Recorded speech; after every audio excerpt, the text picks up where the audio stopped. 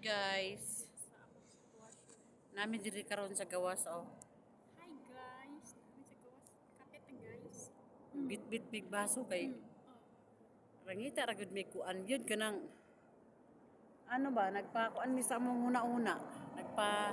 Ayahay ba na ang tawag ana? Nagpahulay. Nagpahulay sa una-una ba?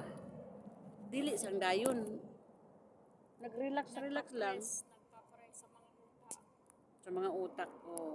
Nagpa-press kami ng utak dito guys. Kasi Habang nanonood sa ano, mga sasakyan sa dumadaan. labas guys. Ma-press ang utak mo. Nagtapon kami ng basura. Ayun yung aming basura oh.